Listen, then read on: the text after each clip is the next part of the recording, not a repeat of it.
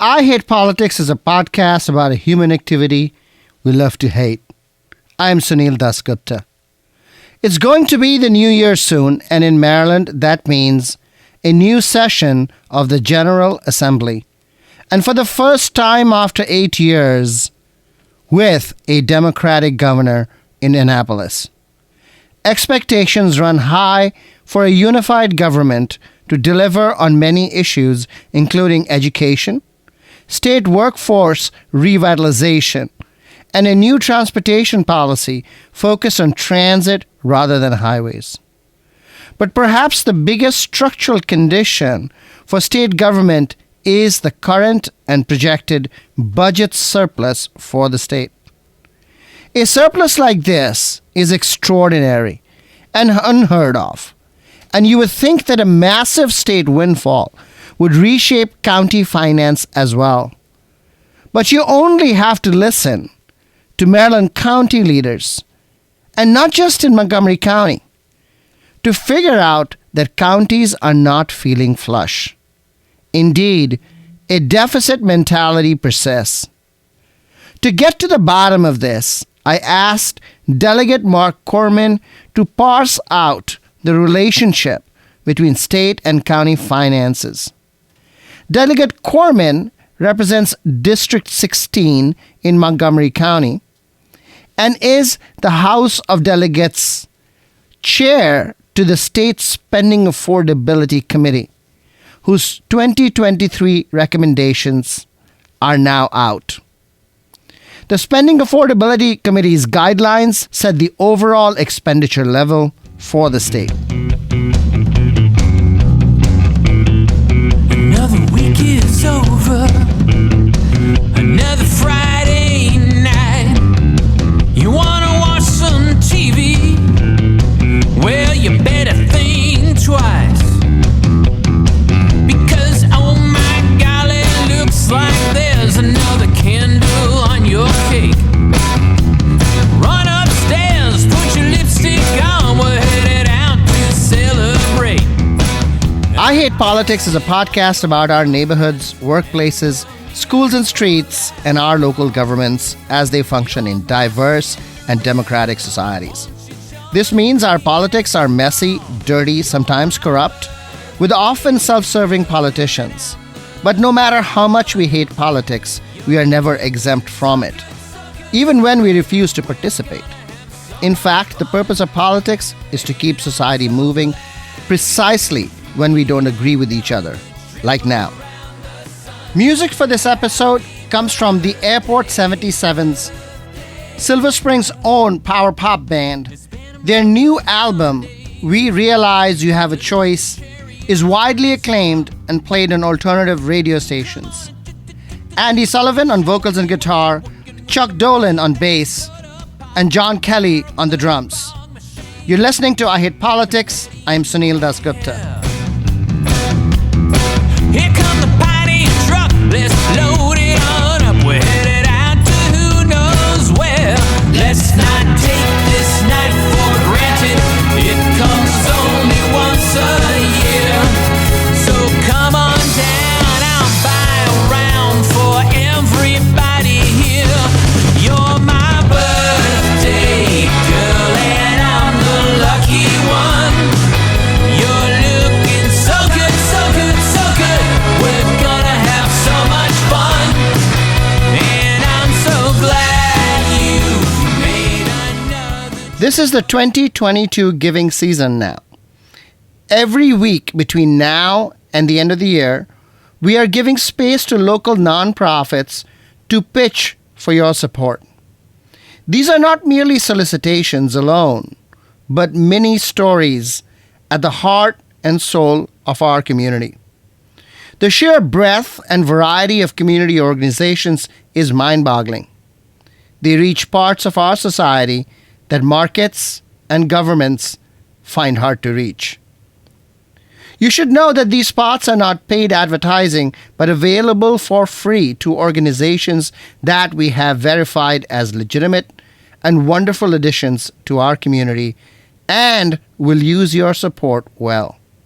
We know that you give generously, and I hope you will consider giving to these nonprofit organizations this year. If you know of other nonprofits who would like to be featured, please reach out at ihppod@gmail.com. Hi, I'm Joyce Brenner, Executive Director of Poolesville Green, an all-volunteer 501c3 nonprofit helping Montgomery County's residents live a more sustainable lifestyle and take action on climate change through a lower carbon footprint. We concentrate our education efforts on three major areas: accessing renewable energy, adopting electric vehicles, and increasing energy efficiency in the home. In fact, for a number of years, we have conducted the largest gathering of privately owned EVs worldwide at the Poolesville National Drive Electric Week Showcase held each September. This event brings together EV owners with the EV curious to share the ownership experience and information. Please help us by supporting our mission during this season of giving. It's as simple as going to our website at poolesville.green. That's right, .green, and clicking on our donation button. We look forward to seeing you in 2023. From Poolesville Green, wishing you a happy and safe holiday season. My name is Janelle Wong, and I am on the board of MoCoPAAN, the Montgomery County Progressive Asian American Network. We are a new nonprofit in the region, and we seek to lift up progressive Asian American voices around immigrant rights and racial justice. We are a member of the Black and Brown Coalition for Educational Equity and Excellence, and we invite you to learn more about our work at www.mocopaan.org. Again, that's mocopaan.org. Hello, my name is Jane D. Marinas, and I'm the Executive Director of Sustainable Earth Eating, located in Washington, D.C. Sustainable Earth Eating works to reduce the negative impact of animal agriculture on our climate by raising public awareness and creating educational campaigns. We all know climate change is a problem. We read about it, hear about it, see it in our backyards. We might think buying an electric car and recycling are things we can do to make a difference. They are, but there are bigger things we can do.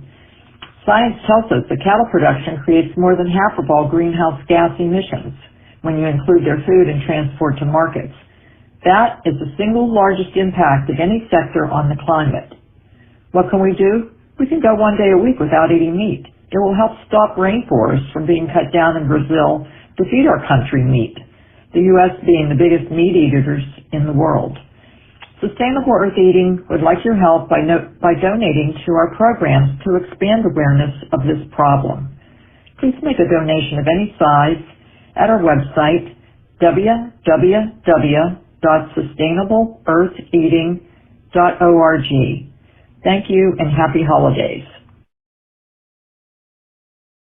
My name is Lisa Bodziner. I'm the Southeast Development Director for Repair the World, a national nonprofit organization that focuses on building capacity for local organizations to pursue justice and engage young adults in volunteering and Jewish learning. I operate in the cities of Baltimore, Miami, and Atlanta. However, our fellowship and programs also are offered in 13 cities across the country, as well as the incredible national partnership work that we do. In terms of what we do locally in Baltimore, your dollars could go towards helping a farm cleanup in the Remington neighborhood, perhaps helping cultivate and organize school supply gatherings and making backpacks for all the kids that don't have resources to go back to school with pride and fun school supplies. We work in different food pantries in the Baltimore area, as well as always being a bridge to engaging our young adults, increasing their strength in being facilitators and Jewish educators, and being a bridge to other nonprofit organizations and those that need help in building a more just and understanding world. Your dollars will go towards all of these things in the local Baltimore area. Thank you. I'm Sunil Dasgupta. You're listening to I Hate Politics. Every week through the end of the year, we are featuring local nonprofit stories. These are verified community organizations who will use your support well. The full list of featured nonprofits is available on the new I Hate Politics website, ihppod.org, where you can also sign up for the podcast to be delivered directly to you. If you know of other local nonprofits who would like to be featured, please reach out at ihppod@gmail.com.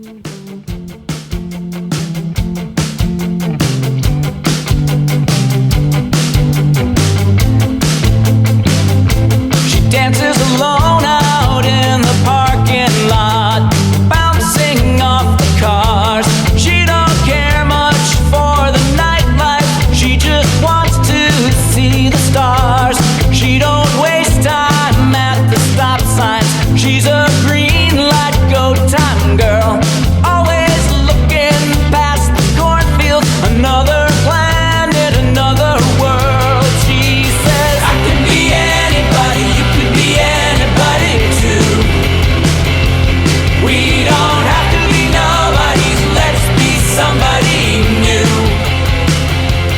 She don't care much for the nightlife, I swear she only comes. Marc Korman, welcome back to I Hate Politics. Thanks for having me. This is where I'm supposed to insert the joke about I either do or don't hate politics, right? But I know that the name is ironic. I'm with you, Sunil. Thank you.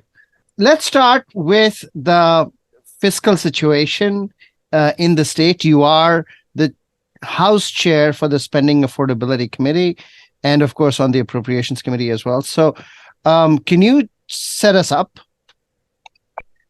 Yeah, I think we're coming through an unusual time. When I was first elected in 2014, the economy was okay, and the budget often reflects the situation of the economy. But every future year, even though we brought the budget into balance every year, there was some kind of structural deficit anticipated in the following fiscal year, and it was anticipated those would grow over time. So you would see, in the out years, higher and higher future deficits. Marc, let me stop you for a second. Can you describe the difference between structural deficit and deficit? Yeah, I can try. First of all, one thing to keep in mind is that we're very different than the federal government in that in the current fiscal year, the state does not run a deficit, right? So in a current fiscal year, our budget is balanced. We either balance it when we pass the budget in the first part of the year before sort of the fiscal year begins, or if it requires it goes out of balance for some reason, there's two options. One which hasn't been used anytime recently, which is a governor can reconvene the legislature to propose cuts or revenue enhancements, and the one that's been more used in recent years by governors of both parties is to use the state's Board of Public Works, which is allowed to do certain cuts when the legislature is not in session. Although those cuts are now a little bit more transparent and public, thanks to a Board of Public Works transparency bill we passed about 6 years ago that I championed. So unlike the federal government, in the current year, we will not be in deficit. So when you hear, that's true of almost every state. So when you hear all these presidential candidates talking about how they balance their budget, don't be that impressed, because that's true of every state in this country has a balanced budget each year. But we can project in the future years a shortfall because our ongoing revenue and our ongoing expenses might be out of whack. But right now, to go back to your original question, we're anticipating structural surpluses for the next several years. And that seems to be a result of both direct COVID assistance from the federal government, and then the fact that the actions the federal government took, not just in direct aid to state and local governments, but to individuals, and really try to keep the economy moving along, did their job. They helped keep the economy moving along, and that means increased income and sales tax revenue, for example, to the state. Now, of course, we always have to be a little bit careful because you're sort of always one bad quarter from those numbers going back out of whack. But unlike what we've seen kind of from the Great Recession till about 2020, we do currently, project some structural surpluses. And that's even true when you factor in something I know you know a lot about, Sunil, which is the Blueprint for Maryland's Future, an expensive but important set of education reforms that, was viewed as potentially unaffordable. But, right now, we're in pretty good shape to fund those for the next few years out of what's called the Blueprint Fund, which we've been able to sort of forward invest in. And then even in kind of the out years when that Blueprint Fund has a little bit of a shortfall, currently we still project having adequate general fund revenue to pay for it. But again, you're always one bad quarter from a change there. So last year, we had a surplus of how much? At closeout, which usually takes place sort of late in the summer because the fiscal year ends in the summer, we had a cash balance remaining. And so that's just the amount of money after the state pays all its obligations for that year of what's left in the bank. And we usually like to have a cash balance. We usually project having a cash balance. Usually when we're doing our spending affordability recommendations, you'll see us recommend having $100, $150, a $200 million cash balance. We ended up with a cash balance north of $1 billion. I don't remember the specific number, but north of $1 billion from the prior fiscal year. And that was after an even more wonky thing called revenue volatility, which is we don't budget certain money because we're not sure it's going to arrive. If it does arrive, then it has certain uses it gets designated for. So that's what that was. It's that cash balance at the end of the year. Then we project surpluses going forward as well, current year and future years. What are those projections and how many years do you expect to be in the black? So the projections are, we do about a 5-year budgeting, and currently they expect between 1.3 and sort of 1.5 billion over the next 4 years, and then dropping down a little bit in the 2 years after that. Okay. So this is an extraordinary situation. When I look at the state budget and I look at county budgets, and particularly let's talk about Montgomery County, right? There is a much greater amount of caution that Montgomery County seems to exercise. Now, in your understanding, do county and state budgets, are they generally in line? Do they track each other, or are they dramatically different?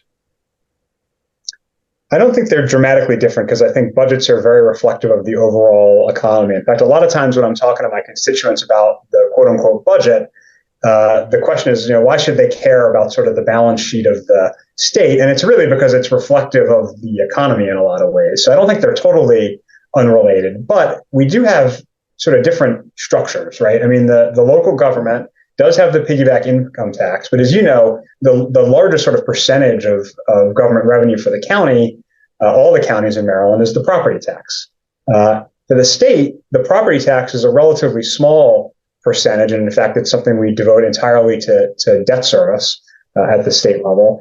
And the income tax and the sales tax, which the counties get none of directly in terms of a piece of the revenue, are the biggest components of our budget. So, there's differences there. And I think, of course, property taxes can rise with the economy, although, as you know, we have a pretty complicated system in Montgomery County where it's not an immediate rise, and there's a lot of limits on how it rises. But income and sales are much more, I think, compatible with the economy. When the economy is up, income and sales tax, I think, go up on a much more direct basis than property tax. Right. But also property taxes go up slowly because there are caps on it, but they also go down slowly, right? That's true. I think I think there's probably less volatility to them. And certainly when the income tax, something that our fiscal analysts have been pointing out is that the share of our income tax from non-withholding revenue, so not the, revenue that comes out of my, the income tax that comes out of my paycheck every month or every other week, but, things like capital gains, has grown to a pretty high percentage, and that's very volatile, which is why we have some what I'll call circuit breakers to try to deal with that at the state level. Yeah, the property tax is less volatile; it's more stable, but that means you don't necessarily get some of the benefits of a growing economy. On the other hand, I'm sure you'll be quick to point out that also means you don't get some of the detriments of a growing economy.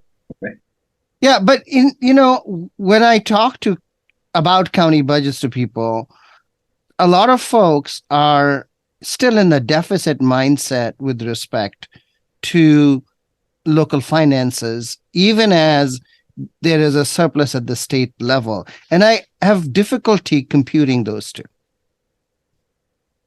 Yeah, I mean, I can't speak to what the mindset is at the local level, but like I said, their budgets don't entirely match ours. Again, different revenue streams. They're also, I know Montgomery County is quite large, and we have more people in our county than several states with 2 U.S. senators.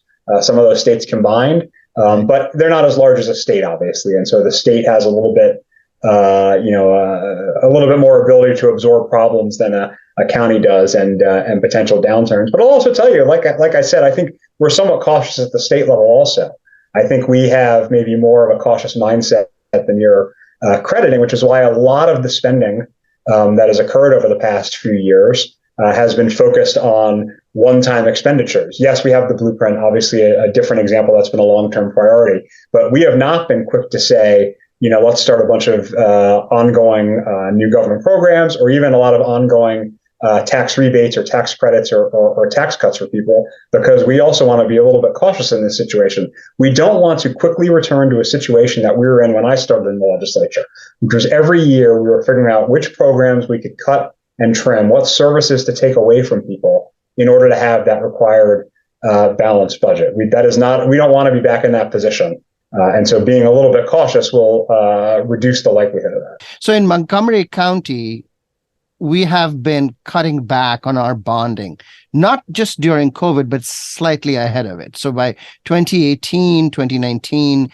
at a time when interest rate was low, as a consequence now of those reduction, there seems to be some replacement of the school construction money from the state from county money.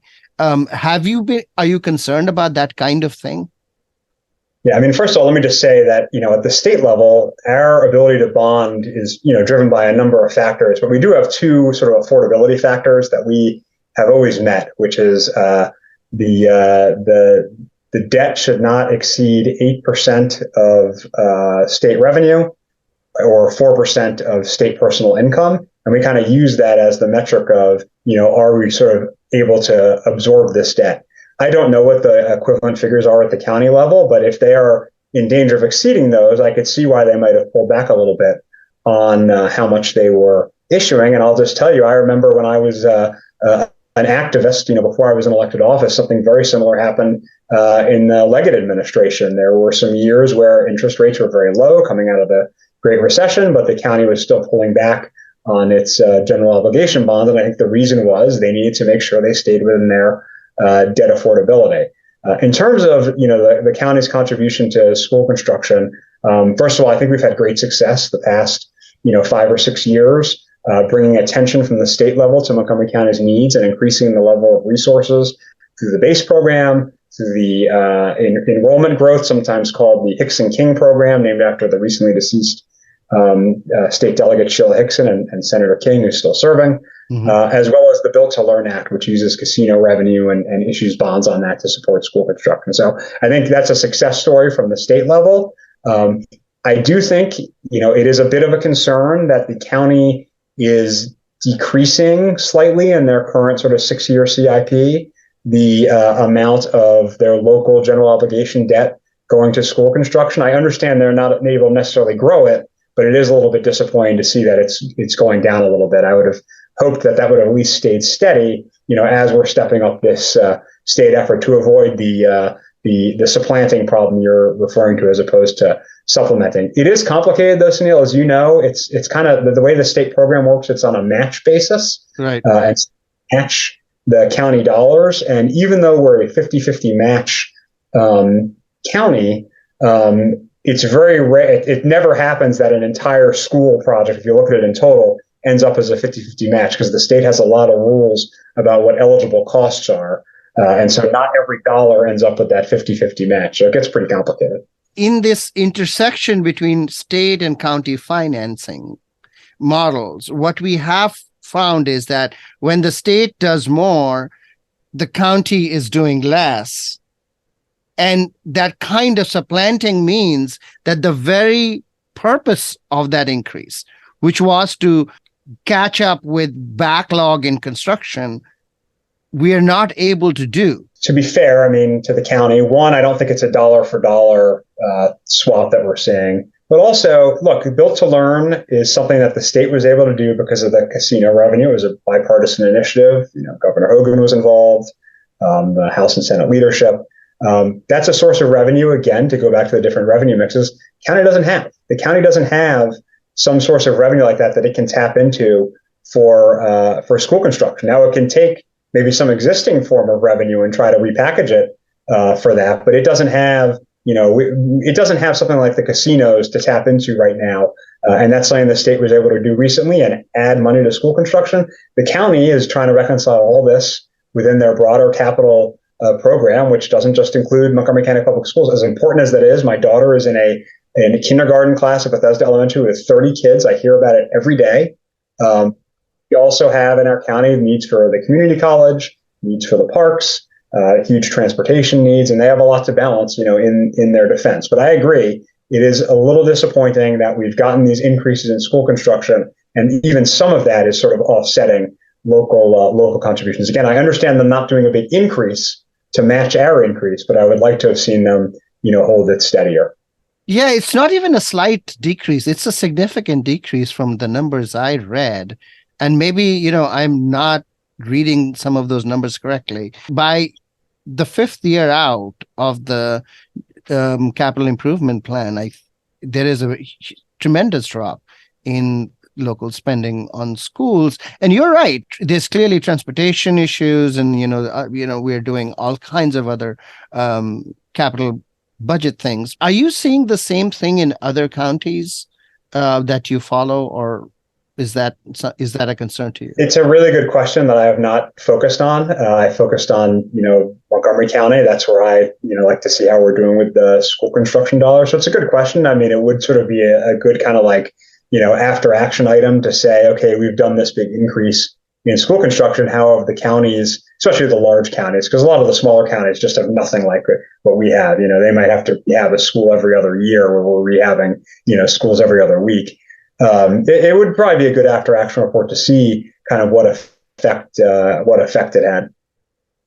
Is after action report the only way to do it, though? I mean, you're coming up on December 15th when the Spending Affordability Committee issues its guidelines. Is it possible within that context, within that framework, to do anything that prevents this kind of supplanting?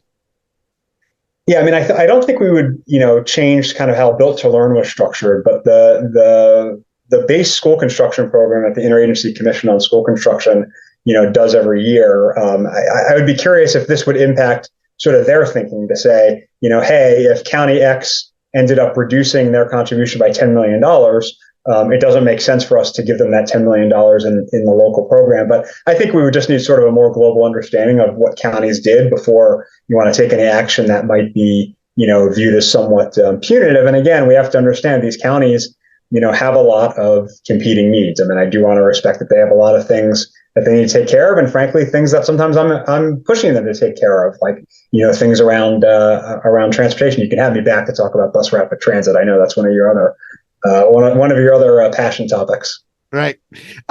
So more generally, though, what controlling powers does the state have over county financing, or is it just completely separate? And it's hard to coordinate. I mean, it's really hard to coordinate. I assume that. But is there an effort sometimes to have some controlling authority over what the county does, or are we just not doing any of that? Well, the state has incredible controlling authority. I think some counties would express their displeasure with their inability to raise their own, piggyback tax higher. We had a big fight just to allow counties to make the piggyback tax within the existing percentages, that local income tax. I know you know what it is, Sunil, but for your listeners, just to make it so it didn't have to be a flat rate in the counties. Now, that doesn't help in Montgomery County, where we have the max piggyback rate. So if we were to put a progressive system in place, we would have a reduced income tax stream. But for some of the other counties, that allows them to raise, at least on some high earners, the piggyback tax while not raising on others. Even doing that was a pretty significant fight in Annapolis. My recollection is Governor Hogan may have vetoed that bill, and we overrode it. So I think many counties express frustration with some of the the ways they're restrained. And I think some counties would like the ability to do other types of revenue raising measures that we just haven't, permitted in Maryland. Some states have local sales taxes. We don't have that in Maryland. That's not an option for Frederick County, for example, if they want to make a big investment in something. They can't just do a local sales tax for that. They're constrained by, what the state permits. Do you think the counties may be able to get a true progressive income taxation system now that you have unity of government at the state? I obviously can't speak for anyone else. I think there's interest in it among certainly some Democrats in the legislature. And it's not necessarily that we want to raise people's taxes. It's we want to let the county governments kind of navigate that for themselves. I do think the change we did does allow progressive piggyback income taxes. Now, the rate of progressivity is pretty narrow because we're only talking about a few percentage points of taxation. But yeah, I think there will probably be some efforts to say, does it make sense to let the counties go a little higher than they are now for their cap to allow counties that were already at the cap to put in the progressive rate. And by the way, sorry. Yeah, no, go ahead. You go ahead. I was about to say there are some programs that do reward county effort. It's not one that benefits Montgomery County, so I'm not an expert on it, but there is a grant program. I think it's called Disproportionate Impact Grants. And to be eligible for that, it goes to some of the poorest counties, but they also have to have a certain level of local income tax effort in order to qualify for that money. So if they want that money for the programs they need, they also have to turn to their citizens first. So we do have some, programs like that. Also, I was hoping that, counties may be able to lower their rate for, really low income. Right. That's what I mean. Right. So the reason Montgomery County can't take advantage of the current program or won't take advantage of the current program that we put in place is because if they lower the rate on anybody, it's going to reduce the amount of income tax because they can't offset that with increases because we're already at the max. If we increase what the max is, then Montgomery County would have the flexibility to do exactly what you were just saying, which is they could potentially, if they were so inclined, increase the max on some earners while either leaving it steady or even lowering it on others. But honestly, those would all be questions for the county government. I'm not weighing in with an opinion one way or the other. What we can do, what I do have an opinion on, is should we give counties that flexibility? And I lean towards yes. I think we should give counties that flexibility. Okay, so you talked about revenue, controlling authority in respect to revenue. What about controlling authority with respect to spending? You're familiar with maintenance of effort, obviously, which is a huge local expenditure where we do expect the counties to, basically at least maintain and with some increases their rate of education spending per pupil in the prior year. We don't have that for other programs, although that's been, proposed at times. Sometimes it's been referred to as maintenance of everything, requiring the counties to Senator Roger Manno was a champion of this, if you remember him. It would require the counties to, continue increasing their other government services as well. But maintenance of effort is probably the big one along the lines of what you're discussing. Of course, the counties have plenty of internal pressures without the state. We don't tell them to fund their pension, but that is a pressure they feel on their own that they have to do to make sure their pension is being funded at an adequate level, just as an example. So I'm not sure the counties need the state playing the fiscal police on all of these things. I think they have their own pressures as well. In terms of priorities, apart from education, is transportation the next biggest thing? Or are there other things that you're looking at? Transportation is pretty significant, especially for Montgomery County. Frankly, I spent 4 years, as you know, chairing the Montgomery County House delegation and spoke with the county leaders and intergovernmental relations folks, probably almost every day during those 4 years. And, in the first couple of years of that, the number one priority was school construction.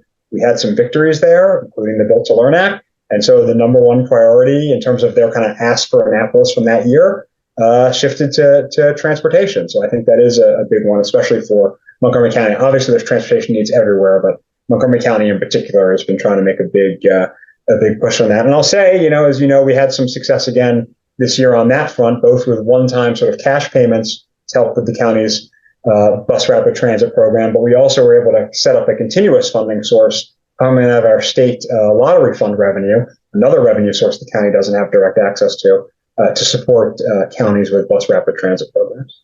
Just concerned really about how we coordinate priorities between state and local, and what is the best way to coordinate. And obviously things might be better now, but given the fact that you have a Democratic incoming governor, and the assembly is Democratic, heavily Democratic, and so I think things are going to change. What are your expectations of how things are going to change?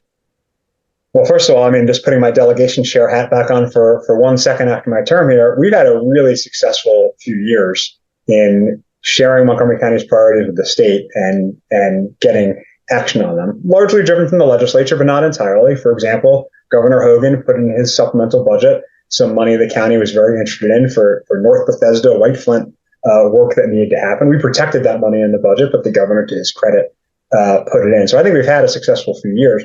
I think we need to keep that going by continuing to clearly communicate with one another and clearly articulate priorities. And I'll just tell you that has not always been the case. You're going to say to me, well, isn't that obvious? Of course you should communicate.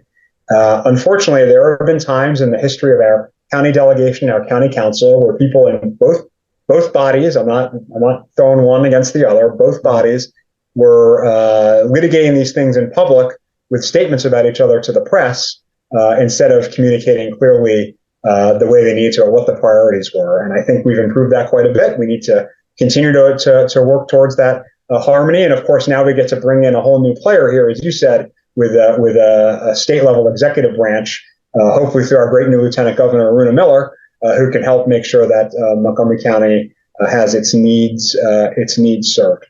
What is interesting to me, Mark, is that you describe the problem as bottom up, right? You describe the process bottom up, that you are taking Montgomery County's needs and taking it up to the state, and that's, and getting the state to listen. But there must also be a reverse process, right? That the state has its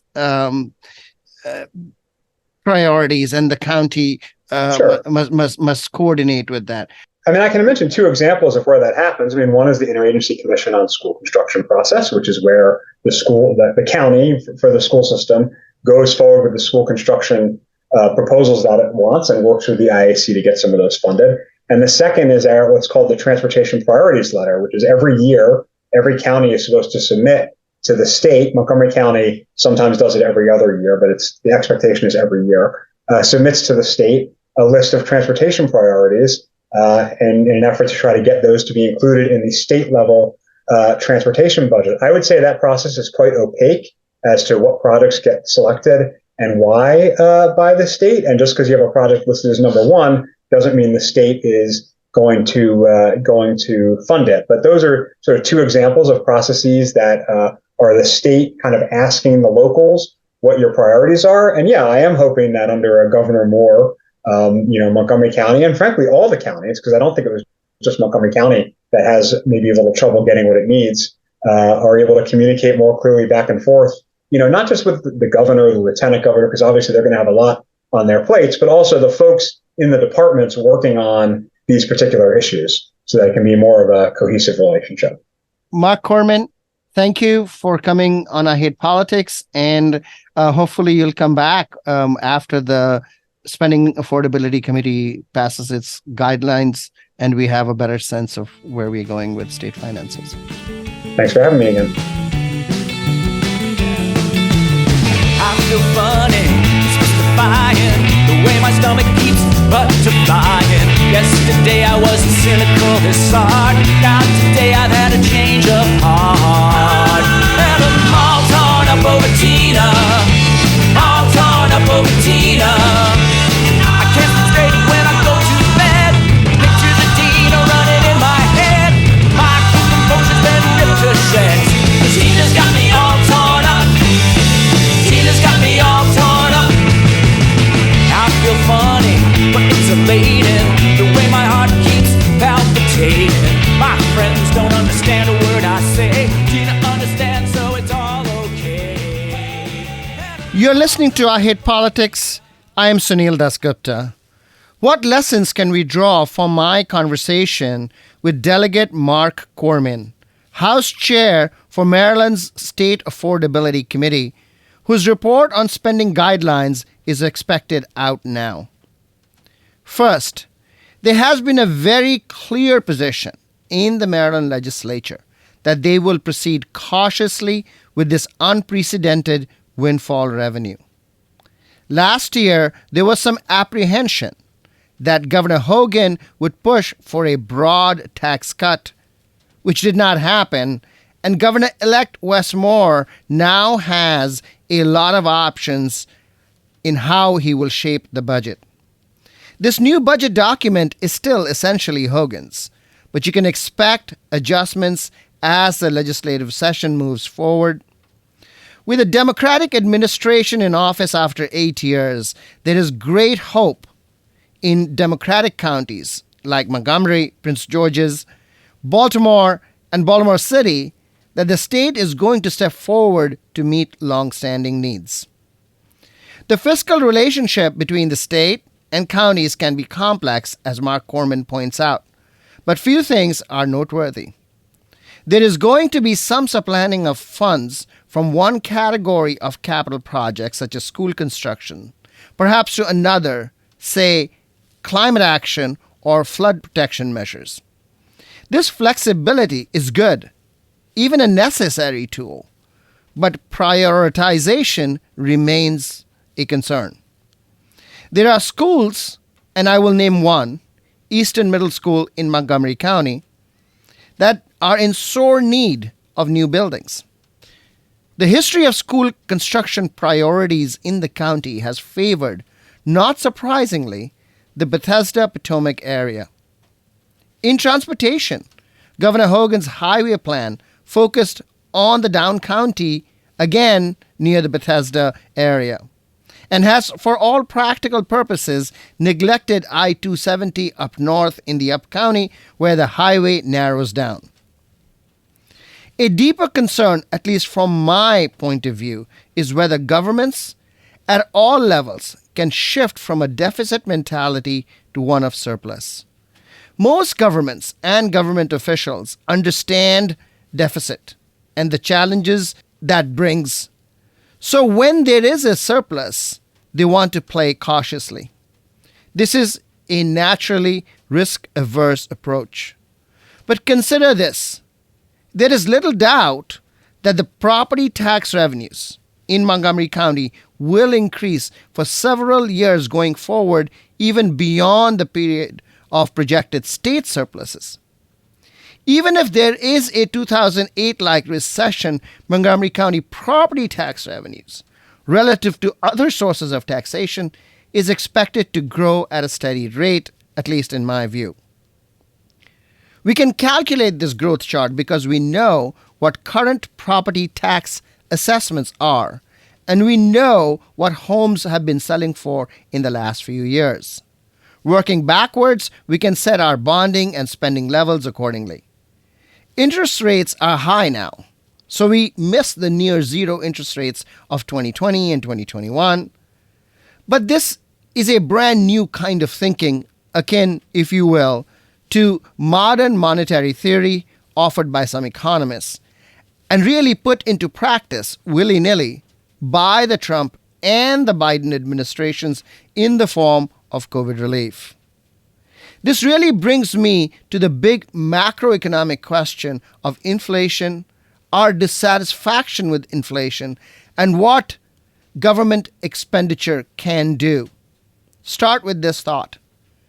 COVID spending may have triggered inflation, but it has lowered inequality in the United States for the first time in 4 decades. Does the money in the bank offset inflation? No. Hence our dissatisfaction with the current situation. But consider the state windfall as well, which is due to the massive direct and indirect COVID spending undertaken by the federal government. If the state windfall can be productively and effectively used to provide public services and public goods more generally, public services and public goods that have been in decline really since the Reagan years. Would this not work out? That's been the promise of modern monetary theory, and we are now living through that experiment. That's one reason why the cautious approach may not be fitting now, and we are required to take the bull by the horns. That's all for this episode. You're listening to I Hate Politics. I'm Sunil Dasgupta. Music for this episode comes from Airport 77's Silver Spring's own power pop band. Their new album, We Realize You Have a Choice, is widely acclaimed and played on alternative radio stations. Andy Sullivan on vocals and guitar, Chuck Dolan on bass, and John Kelly on the drums.